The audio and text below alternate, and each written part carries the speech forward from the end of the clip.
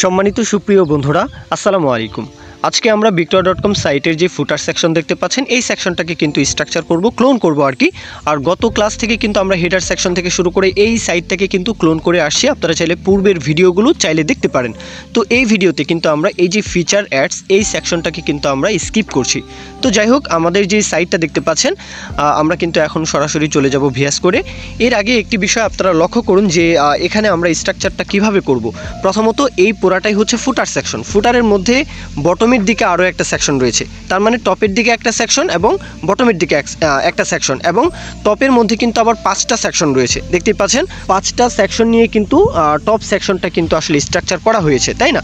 তো এখন আমি HTML যেই কোডগুলো এগুলোকে স্কিপ করছি, তারপরেও এক্সপ্লেন করব। জি, এখানে একটি বিষয় লক্ষ্য করুন যে ফুটার সেকশনের মধ্যে কিন্তু আমাদের বলবো দুইটা সেকশন, মানে মূল যে কন্টেইনার, দুইটা কন্টেইনার, বটমের জন্য এবং টপের জন্য। ওকে, তো এখন টপের জন্য কিন্তু আবার 5টা কন্টেইনার রয়েছে, মানে ফুট প্যারা 1, এইভাবে আমি 5টা কন্টেইনার নিয়েছি। যেহেতু প্রত্যেকটা সেকশনের একই কাজ, মানে ডিজাইনটা একই, সুতরাং এইভাবে কিন্তু ডিজাইনটা করেছি। আবার এর মধ্যে আবার H4 রয়েছে, দেখতে পাচ্ছেন। সেই সাথে UL ট্যাগ রয়েছে, UL এর মধ্যে লিস্ট আইটেম রয়েছে, মানে নেপবারের মতো। ওকে, তো এইগুলো নিয়েই কিন্তু আমাদের বাকি যে 4টা সেকশন রয়েছে, এবং 5 নাম্বার যে সেকশনটা, এটা একটু ভিন্ন। এটা যেহেতু ভিন্ন, সুতরাং এখানে কিন্তু বলবো যে একটু ভিন্নভাবে কিন্তু আসলে এখানে ডিজাইন করা হয়েছে। প্রথমত H4 ট্যাগ রয়েছে, আপনারা যদি একটু লক্ষ্য করুন তাহলে বুঝতে পারবেন। প্রথমত আমরা কি নিয়েছি, এখানে H4 ট্যাগ রয়েছে, মানে হেডিং যে ট্যাগটা। তারপরে আমাদের অ্যাপসের জন্য দুইটা ইমেজ রয়েছে, সুতরাং আমরা অ্যাপস যেই কন্টেইনার, এটার মধ্যে মানে ডিপ সেকশনের মধ্যে দুইটা ইমেজ নিয়েছি। এরপরে আমাদের আবারও H4 ট্যাগ রয়েছে, তারপরে কি আমাদের আরও একটি ইমেজ সেকশন সহ অ্যাঙ্কার ট্যাগের মধ্যে যেই টেক্সটটা শ্রীলঙ্কা। তো এইভাবে কিন্তু আমরা এইভাবে ডিজাইনটা আসলে করেছি। আর বটমের মধ্যে একদমই সিম্পল স্প্যান ট্যাগ নিয়েছি, সেই সাথে ইমেজ নিয়েছি। এই তো আমাদের ডিজাইন। তো এইভাবেই কিন্তু আমরা স্ট্রাকচারটা করেছি। তো স্ট্রাকচার করার কাজ শেষ, এখন আমরা এক এক করে কিন্তু স্টাইল করব। এর আগে দেখতে পাচ্ছেন ইমেজগুলোর সাইজ কিন্তু অনেক বড়। প্রথমত আমরা ইমেজগুলোকে কিন্তু হাইট উইথ কমিয়ে দিয়ে কিন্তু ছোট করে রাখবো, যাতে আমরা স্টাইল করতে আমাদের সুবিধা হয়।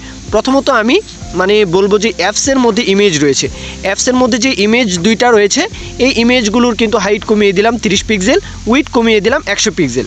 জি, ছোট হয়েছে, তাই না? এইভাবে বাকি যে দুইটা ইমেজ, এইভাবে কিন্তু আমরা উইথ বা হাইট কমিয়ে রাখবো। ওকে,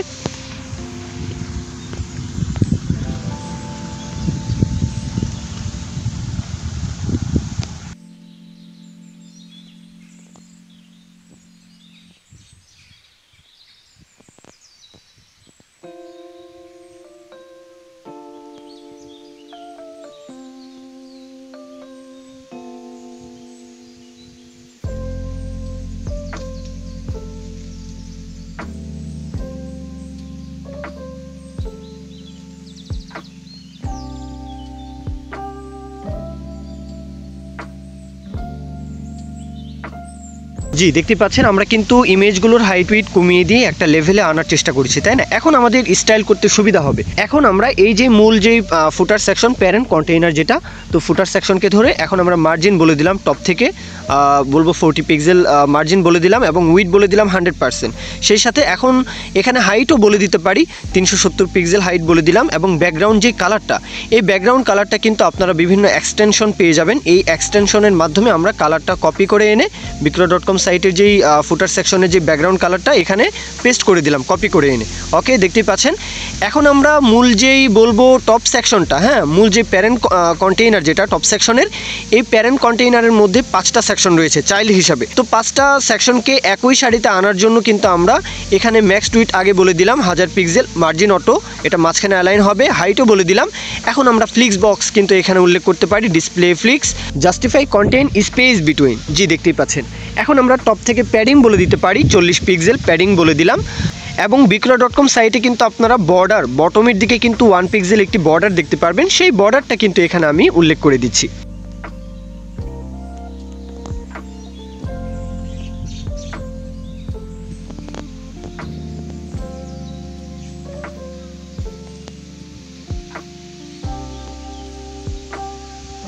আচ্ছা, এখন এই টপ সেকশনের মধ্যে যতগুলো H4 রয়েছে, H4 এর কালারটা আমরা চাই চেঞ্জ হোক, তাহলে আমি H4 কে ধরে কালারটা চেঞ্জ করে দিচ্ছি। ওকে,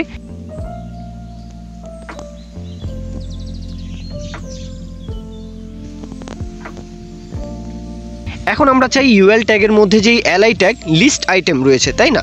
লিস্ট আইটেমের জন্য কিন্তু আমরা এলআইকে ধরে কি বলে দিব, লিস্ট স্টাইল নান। হ্যাঁ, লিস্ট স্টাইলটা কিন্তু নান থাকবে, সেই সাথে লাইন হাইট বলে দিতে পারি লাইন হাইট 2 rem।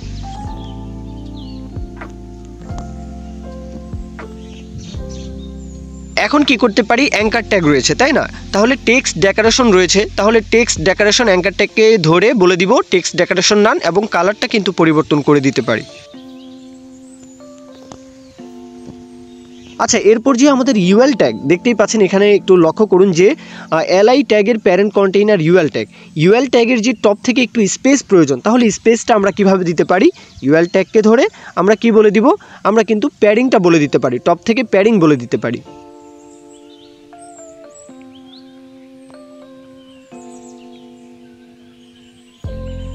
আচ্ছা, এখন অ্যাঙ্কার ট্যাগকে হোভার করা হলে কি ফিচার চাই, আমরা চাই অ্যাঙ্কার ট্যাগকে হোভার করা হলে জাস্ট কালারটা যেন একটু পরিবর্তন হয়ে যায় ব্ল্যাকের দিকে।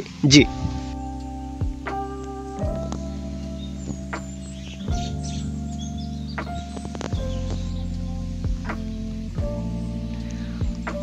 জি সম্মানিত সুপ্রিয় বন্ধুরা, আমাদের কিন্তু 4টা সেকশনের কাজ শেষ। তবে এখন আমাদের এই যে 5 নাম্বার যে সেকশনটা, হ্যাঁ, প্যারা 5 নামে আমি আরও একটি ক্লাস নেম নিয়েছি, এটা আমাদের রেসপন্সিভের জন্য প্রয়োজন হবে। তো এই সেকশনের কাজটা কিন্তু এখন বাকি। আমরা এখন 5 নাম্বার যে সেকশনটা, এই সেকশনের কাজটা এখন আমরা করতে পারি। ওকে, প্রথমত অ্যাপসের মধ্যে যে 2টা ইমেজ রয়েছে, আমরা চাই 2টা ইমেজ যেন ডিসপ্লে ফ্লিক্সের মাধ্যমে আমরা ফ্লিক্স ডাইরেকশনটা কলাম বলে দিলাম, গ্যাপ বলে দিব, এবং 2টাকেই কিন্তু রাইটের দিকে অ্যালাইন করতে চাই। তাহলে আমরা মার্জিন বলে দিলাম, গ্যাপ বলে দিয়ে মার্জিন বলে দিয়ে আমরা কিন্তু অ্যালাইন আইটেমস এটা কিন্তু ইন বলে দিব, তাহলে কিন্তু অ্যালাইনটা হবে রাইটের দিকে।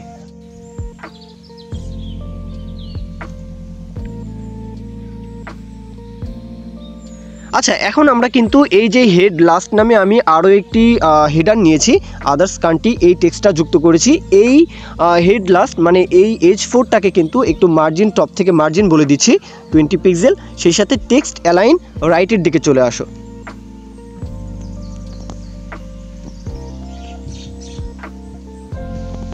এখন আমরা আদার্স কান্ট্রির মধ্যে একটি ইমেজ রয়েছে এবং সেই সাথে একটি অ্যাঙ্কার ট্যাগ রয়েছে, এই 2টাকে এক সারিতে আনার জন্য display flicks align item centre justify contained in, মানে এটা রাইটের দিকে অ্যালাইন হবে, গ্যাপ বলে দিলাম 10 পিক্সেল। জি, দেখতে পাচ্ছেন, আমরা চাইলে প্যাডিং বলে দিতে পারি টপ থেকে 10 পিক্সেল।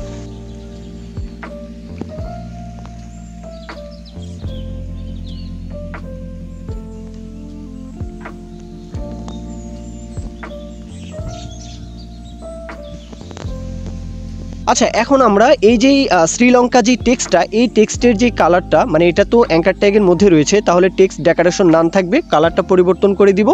সেই সাথে যখন এটাকে হোভার করা হবে তখন যেন কালারটা আবার একটু ব্ল্যাকের দিকে থাকে। ওকে,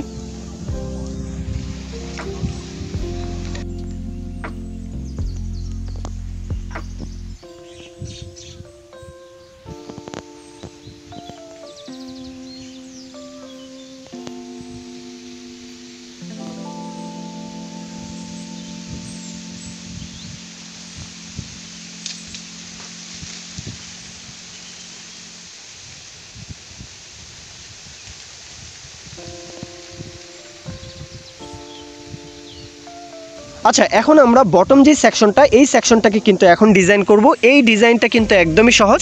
আমরা প্রথমত ফুটার বটম সেকশনকে ধরে ম্যাক্স উইডথ বলে দিলাম 1000 পিক্সেল, হ্যাঁ, সেই সাথে মার্জিন অটো, তাহলে কিন্তু এটা একদম সেন্টারে চলে এসেছে, তাই না? তারপরে আবার ফ্লিক্স বক্সের মাধ্যমে 2টাকে 2 পাশে অ্যালাইন করতে চাই, তাহলে display flicks align item centre এবং জাস্টিফাই কন্টেন্ট কি বলবো, স্পেস বিটুইন। ওকে, তো এখন কিন্তু আমরা প্যাডিংও বলে দিতে পারি টপ থেকে, যেমন প্যাডিং টপ 20 পিক্সেল।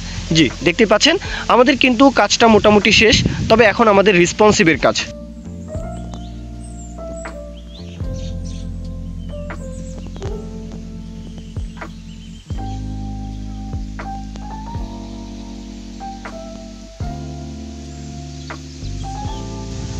জি সম্মানিত সুপ্রিয় বন্ধুরা, দেখতেই পাচ্ছেন আমরা কিন্তু ক্লোনটা করতে পেরেছি। তবে এখানে ব্লগ অ্যান্ড গাইডস এই যে বিষয়টা, এখানে কিন্তু সোশ্যাল যে সেকশনটা রয়েছে এটা আমি ইচ্ছাকৃত ছেড়েছি, স্কিপ করেছি। এটা আপনাদের হোমওয়ার্ক, এই সেকশনটাকে কিন্তু আপনারা হোমওয়ার্ক হিসাবে করবেন।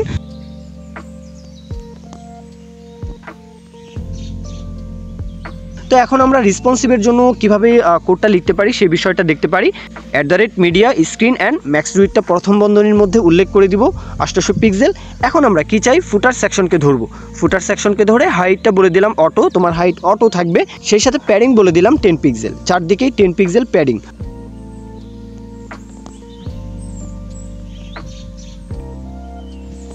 এখন আমরা ফুটারের যে টপ সেকশনটা রয়েছে, এটার যে প্যারেন্ট কন্টেইনার ফুটার সেকশন, এটার যে হাইট বলে দিলাম, হাইটটা অটো থাকবে। ডিসপ্লে গ্রিডের মাধ্যমে কিন্তু আমরা এটার কলামটা উল্লেখ করতে পারি। গ্রিড টেমপ্লেট কলাম, 2 কলাম হবে, কত ফ্রিকশন আকারে, 2 ফ্রিকশন আকারে। ওকে, সেটাই হচ্ছে। সেই সাথে প্যাডিং বলে দিলাম, প্যাডিং 10 পিক্সেল।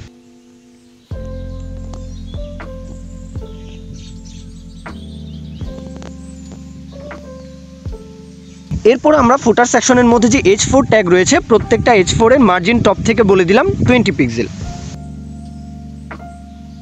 আচ্ছা, এরপর আমরা ফুটার সেকশনকেও কিন্তু বটম থেকে একটু মার্জিন দিতে পারি। তো ওইভাবেই কিন্তু আমি মার্জিনটা বলে দিচ্ছি যাতে সুন্দরভাবে ডিজাইনটা হয়। আচ্ছা, এখন আমরা ফুটার যে বটম সেকশন, এই বটম সেকশনের বলবো ডিসপ্লে তো ফ্লিক্স আমরা কিন্তু উপরে ব্যবহার করেছি, তাই না? তবে এখানে আমরা ফ্লিক্স যেই ডাইরেকশন, এটা কলাম বলে দিলাম এবং প্যাডিং বলে দিলাম টপ থেকে 20 পিক্সেল।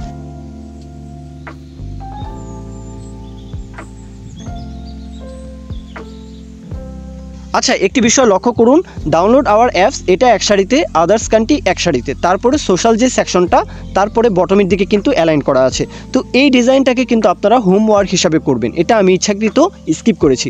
তো যাই হোক, সম্মানিত সুপ্রিয় বন্ধুরা, আমাদের কিন্তু হোম পেজের যে ক্লোনটা, এটা আমরা সুন্দর মতোই কিন্তু করতে পেরেছি, দেখতেই পাচ্ছেন। তো আপনারা যারা বিগিনার রয়েছেন, আশা করব আমার এই ভিডিওগুলো থেকে আপনাদের উপকার হবে ইনশাল্লাহ। তারপরেও যদি ভিডিও থেকে মনে হয় কোনো না কোনোভাবে আপনারা উপকৃত হবেন, অবশ্যই লাইক কমেন্ট শেয়ার করতে ভুলবেন না, চ্যানেলটি সাবস্ক্রাইব করে রাখতে ভুলবেন না। তো আজকের ভিডিও এ পর্যন্তই। সকলেই ভালো থাকবেন, শুভকামনা সকলের জন্য। আল্লাহ হাফিজ, আসসালামু আলাইকুম।